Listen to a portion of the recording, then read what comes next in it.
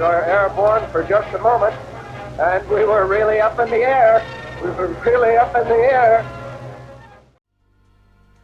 Hello and welcome to another video with Maxwell's Virtual Aviation. I'm James Maxwell, and today we're going to talk about the H-4 Hercules. We are now 7 days into owning this aircraft, and I would like to talk a little bit about what my observations are, the work that I've done, and a few other things. As a note, during this video, crash detection is off simply so that we can keep flying the aircraft. I will talk about some of the issues that you will run into with crash detection on, but just so you know, crash detection is off. But I do it simply because that way we're not restarting the video. So, a few quick notes. During this video, I'll be mentioning a checklist. That checklist is on flightsim.to. I will throw a link, of course, in the description. I wrote it. And we'll be chatting about this. I have dove deep into this aircraft.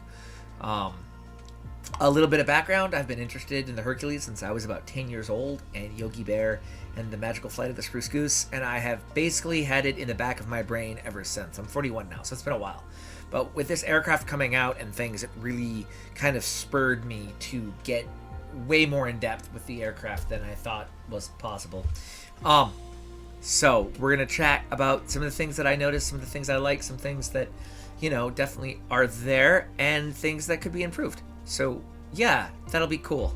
Also, you'll notice that in my Hercules playlist, which hopefully you viewed, there's a group called the Hercules Flying Club on Discord. I highly suggest that if you are a Hercophile, a Goose fan, that you get on that Discord and just kind of hang out and see what we have to offer. I am doing my best to offer historical tidbits and data and things that I notice, but I know there are some other really good people on there who are doing some really good stuff. So if you are interested in the real or virtual Hercules, I highly suggest that you join the Hercules Flying group on Discord.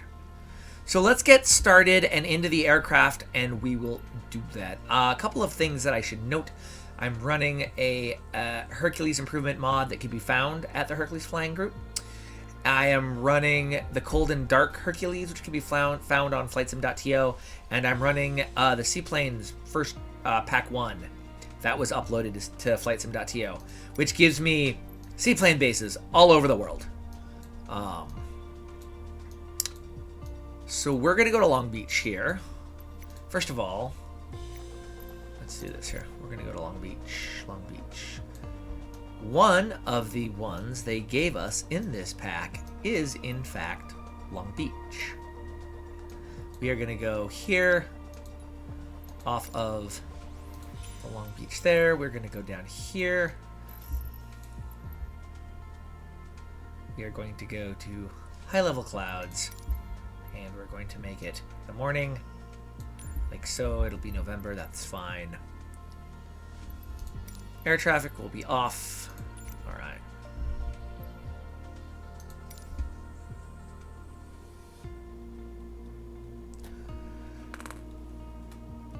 So I'm going to do an interior and exterior dive in the aircraft before we start it up, taxi it out, talk a little bit more about history, and yeah.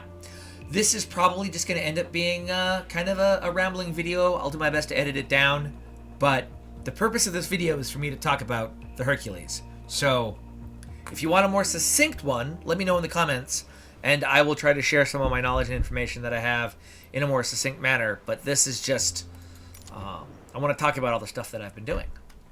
All right, so this is the Cold and Dark Hercules. Let's reset my Toby eyes here. So, we are, of course, in the cockpit, and a couple of things about this cockpit. This is the cockpit from November 2nd, 1947. A lot of people have asked, why does the cockpit look like this? Because the aircraft was a prototype. They weren't supposed to fly it. It wasn't technically, I quote, ready to fly. And yeah, this is a prototype aircraft. There are things missing. There are gauges missing. There's no covering here. All of this will change. All of this will change. So when it comes to the Hercules, I break it basically down into three separate eras. There's what I call the Hughes era, which is 1947 to 1980. This was the time after the flight when it was basically put into its cocoon, constantly updated throughout its life, and then was moving into the second era, which is the Disney era, from 1980 to 1992. This is when it was in the Dome in Long Beach, and Disney owned it, somewhat unfortunately. In 1992, we then move into Evergreen era, which is also the present era, when it eventually moved to Oregon and the Evergreen Aviation Museum. This model, both interior and exterior, is a amalgamation of all of these eras, but the cockpit most definitely is 1947. Specifically, November 2nd. I think I might have said September accidentally. November 2nd, 1947, right? All of these details are from that day. Literally, that is what you see. That is it. I know this because I have been talking with Top Man, and you know what they were trying to figure out for this cockpit. But this is 1947. So if you look at the Spruce Goose manual, which I highly suggest that you get it. It's by Periscope Films. It's called the Hughes HK1 Flying Boat Manual. Periscope Films LLC. If you are at all interested in this aircraft, that manual is gold. Most of what we're going to discuss in the checklist came from that book. But this will all change. This area right here, this is replaced by a panel with all kinds of stuff. This layout will change. More gauges will be added. This entire section up here changes. All of these levers change. So, again, this is a prototype aircraft. If you're missing things, it's because they probably weren't installed in 1947. Specifically, again, November 2nd, 1947, flight day. So, let us move aft here a little bit.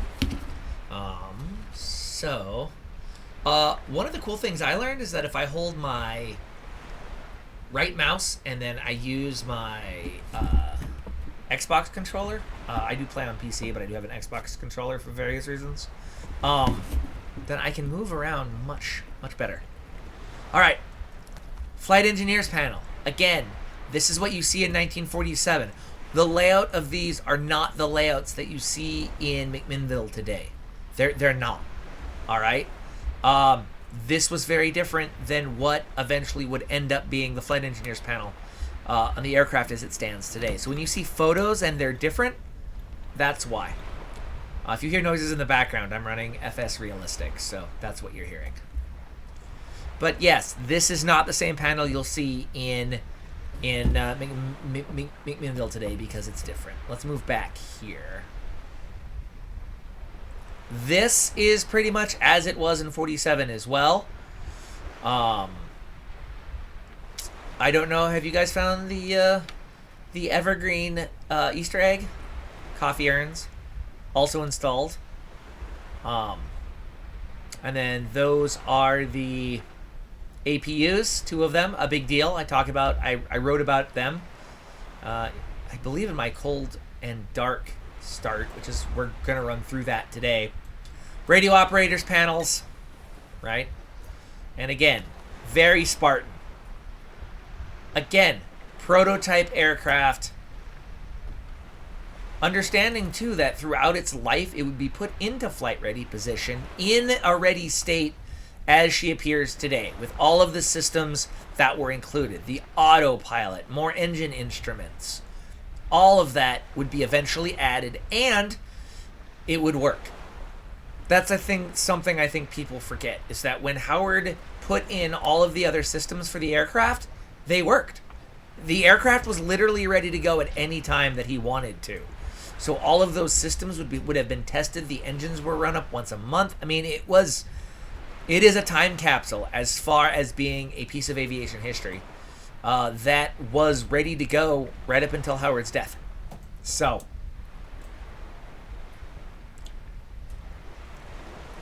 yeah, 1947 cockpit. 1947 cockpit. I've heard people mention, but there are only 4 throttles. There were only 4 throttles on the day. You can look at photos and see those 4 throttles. They were also air actuated, which were connected to the veneer throttles on this side, right? But there were problems with the air actuated throttles. There were a bunch of problems on the day of the first flight. There were some hydraulic issues. There were some throttle issues. Again, prototype. Let's pop outside real quick and take a look at a few things that I have really noticed on the exterior model. One of the things that I think is really telling, one is I love the inclusion of the blocks. The blocks take the weight on the pontoons. Is I want you to look here. Let's actually go to my showcase camera so I can move the drone around. And I'll show you something that I discovered.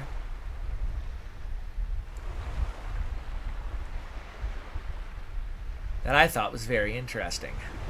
So here we are under the tail and the horizontal stabilizer. A horizontal stabilizer, which I will note has a bigger wingspan than that of a B-17. And notice the detail. See the trim tabs? And these are all fabric covered surfaces. At one time, they were selling swaths of Hercules fabric, and I'm sad that I did not get one. What I really want to mention, though, is this right here. Oops. You see that? That is reinforcement that was added to the tail, and that is a post-flight detail. This is as the aircraft as she appears today. If you look at historical images, that is not present. That is a post-flight detail. Now, it is said that there was some tail movement when she lifted off, primarily because of the force that this massive elevator put on the tail. I'm not sure. There are a variety of stories, but this is a post-flight thing. This reinforcement, and you see it on the aircraft today. But these here, the flaps, and then these ailerons, these are fabric covered. Let's go up a little bit. I love the level of detail. It is obvious that the museum was involved in this. I mean, just look at it. It's beautiful. All of these small details, like the lift rings there, the weathering. Today, really the big thing they do is they dust it. And they dust it. Here are the engines. Now, engines. That's an interesting topic. Originally, she was equipped with R4360s. Now, during her time in the Hughes era, later, they were upgraded from the 3,000 horsepower engines to 3,500 horsepower, giving her an extra 4,000 horsepower. Wait, is that right? No, an extra 2,000 horsepower. 4,000 horsepower. Yeah, sorry, math, hard. Now, the question that I would love to know is what engines does she have today? Right? If they're the engines that when they came out of the dome, 3,500 horsepower, not the original engines. There's a video on YouTube that claims to be one of the original Spruce Goose engines running. But again, the amount of detail, I mean, this is amazing. You wish those doors could open and you could go stand in them, but, you know. So down here, let's go down here. Oops. So right here, that is for the anchor system. The anchor system is talked about in depth in the manual. So, now this is a really cool detail. You see how it says experimental right there? That is exactly in 1947 what you would have seen. Because it was an experimental aircraft.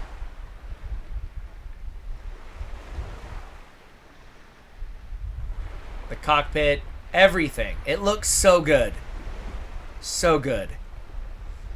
I think that's pretty much all I have at the moment as far as the exterior model goes. The exterior model is honestly like beyond reproach. Everything is there. These over here, I was curious about this when I was looking at the model. Those black dots, if you get close, you can see, let's see, move over here. You can see the exhausts. Those are the exhausts for the APU. Again, tiny little details that you wouldn't notice otherwise. I think those are bird droppings, by the way. And then you can see the air inlets for the heating system. You can see where the pitot, those four on each side, those are pitot tubes. You would need to remove the covers for those as part of your pre-flight. What an amazing model. All right, let's jump back inside. That is one of the fixed views. I keep forgetting that will not actually take me to where I want to go. There we go. Back to the cockpit.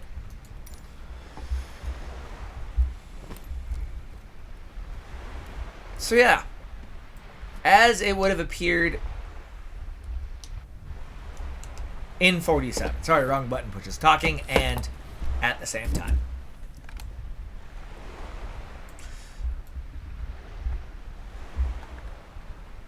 So, starting this beast. Checklist. Again, you can download it. I have the link. So we're going to do the pre-start checklist really quickly. We'll just run through it briefly. Local weather. Looks good. Safety and crew brief. Given, I guess. All lights are off. This is really important. If your lights aren't off, then these overhead lights come on, and they're really, really bright and can be kind of startling. Master throttles down here are closed. Propeller control is low. I actually have... So I run a Honeycomb yoke and throttle. And on I have a Hercules specific setting for this. And I have one of my momentary switches set for the propeller control, because originally propeller control was done by a momentary switch right here.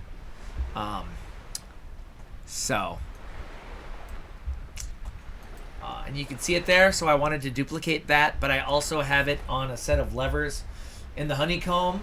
Reverse thrust, or putting it below the bottom of it, is actually a button, so I mapped them to buttons as well, so I could also use it that way. Propeller controls low. Fuel levers. I don't think fuel levers is actually the correct term for those. I will try to come up with a better term in the checklist. Again, constantly improving this checklist. So these control your firewalls. These middle switches here.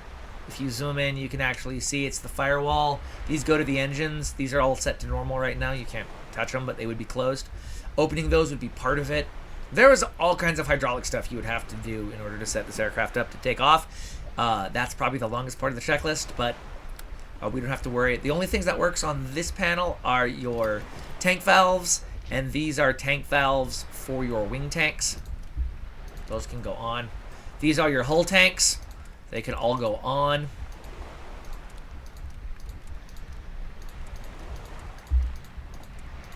So those are on. The battery will be on. And also your battery is here, and your generator fields, and then your generators for your APUs. They're connected. So they all turn off together. They all turn on together. I am not sure if one can separate them. It is possible, but I don't believe you can. I think if you turn off one, then they all turn off. And then, of course, battery. And then we can start our APU 1 and APU 2. And we turn those on. So the reason that they had APUs was because the Hercules had a 3-wire 120-volt system to save weight and to save space. And that is a lot of power to put into an airplane. And so in order to get the engine started, then the APUs were used for that. And they'll carry the electrical load until we get the engine started. Electrical load on the engines, obviously, as you see, Engine 1, Engine 3, and Engine 7 all have generators on them above I guess I forget, 14. Let me look. Hold on. One of the things that I've really enjoyed is when I post online, I actually am like, oh well, let me check the manual. I do that a lot. For the, let's see here. Yeah, so below 1,450 RPM, the batteries will start to drain because they're not being charged. So APUs generally, until you're, in my opinion, until you're until you're flying, you probably need to have them on. In the checklist, you turn them off for taxi. I think if you're going to taxi within 15 minutes, then you're probably fine. But other than that, you're in danger of draining your batteries. So you want to either have them on or be running your engines at a high enough RPM.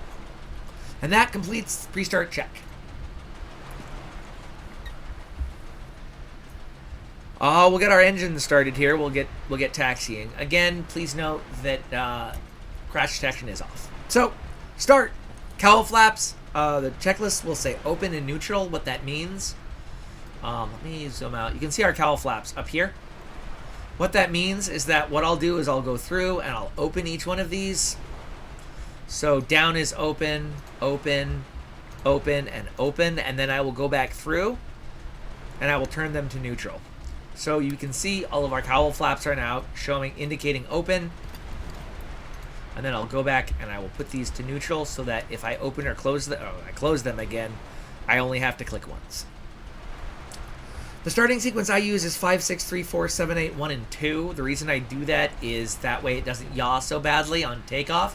Looking at historical footage, I've now seen that, in fact, they did taxi out of Long Beach on less than all engines. And that's interesting because the manual states that you would be tethered for your start in your run-up, and then you would release, and then you'd go on your way. During the only flight, there was none of that. They towed it out, started the engine, so it started moving immediately. Which also answered another of my questions, is that would it rest still on idle? And the answer is no. So we're going to start 5 and 6. Ignition for 5 and 6 can come on. We're going to go to auto rich on the mixture. If you notice, let me zoom in here. Auto rich, auto lean, and idle cutoff. What's cool about that is that's very much like a DC-3 with 2 settings.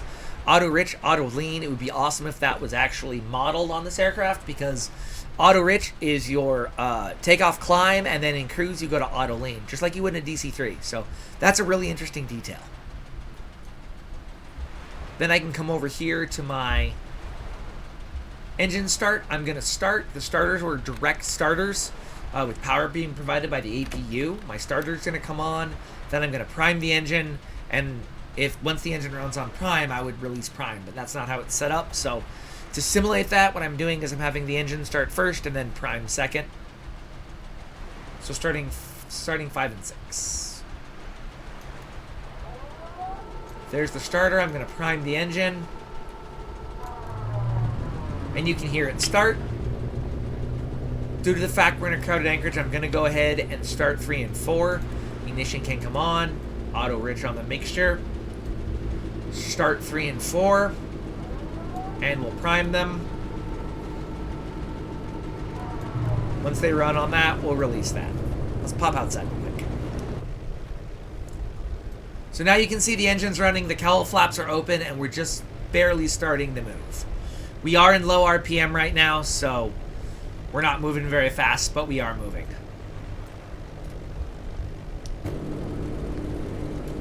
Let's jump back up top here. So it is interesting to note, in again historical footage, you see that this upper window was in fact open while taxiing. Howard did have that window open while they were taxiing, which I think is kind of a cool detail.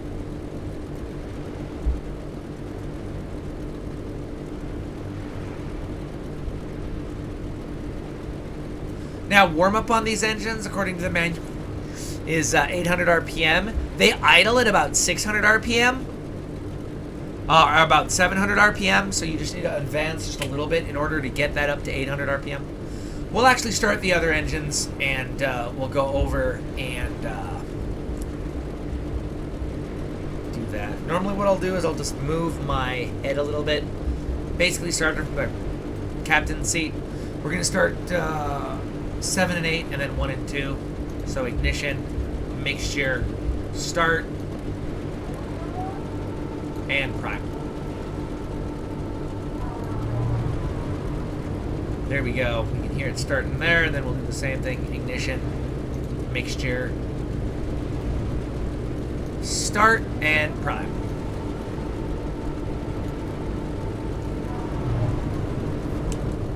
So right now, all 8 are running.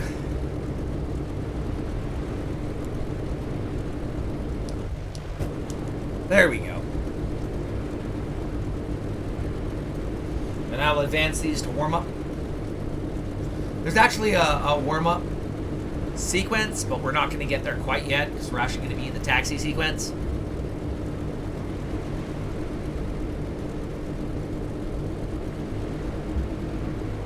So we're going to bring it to roughly 800 RPM.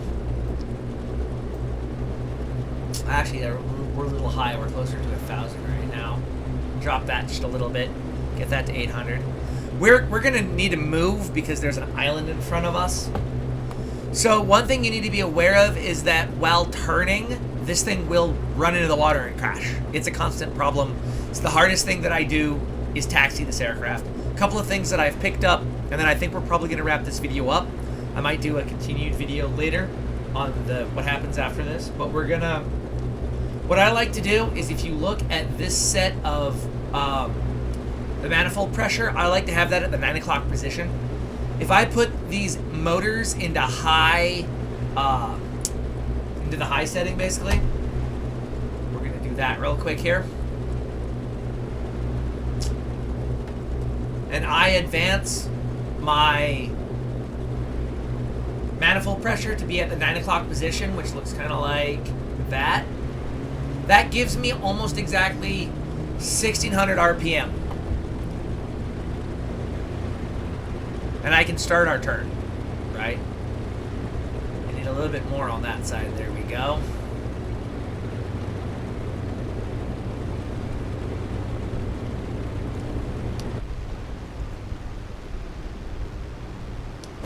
But again, if you're not careful, it will... We're going to put some more power on that. If I were to do this normally, at some point it would crash. So please be aware of that. It's... You know, it's kind of hard to tell when it will do that, but it will, and it will crash. So some things that I've picked up on how I try to manage this while I'm on the water is, one, keep your speed below 10 knots. 10 knots. Be very deliberate in your taxiing and your turning. Otherwise, it'll say, congratulations, you crashed into the water. I'm able to do this because crash detection is off, but normally for tighter turns I will advance that outside throttle a little bit. But again, just be very aware that I'm not quite sure why, but it will crash on you unless you're very, very, very careful. Alright, so that kind of covered the pre-start and start a little bit. I will do a more in-depth video on the checklist itself. I want to do a checklist video that kind of follows through this and goes step by step and kind of shows that. But it's more work than I want to do right now. As a note, I did get a note on one of my videos about my audio. We're going to build me an office, and I'm going to have much better audio for that. So that's all coming here. But I just wanted to stop in and talk a little bit about what owning the Spruce Goose for 7 days has been like. Super excited. There's a lot coming down the pike. If you're interested in this, again, please take a look at the Hercules Flying Club on Discord. And if you have any comments, thoughts on the Hercules, things that you'd like to see, things you'd want to see better, stuff you've picked up about flying it, please post in the comments below. This isn't going to be a Hercules only channel, but there is going to be a lot of content on the virtual Hercules. I've waited a long time for an aircraft, for this aircraft and an aircraft of this fidelity. So yeah, until next time, I'm Maxwell. This is Maxwell's Virtual Aviation, and keep your floats out of the water.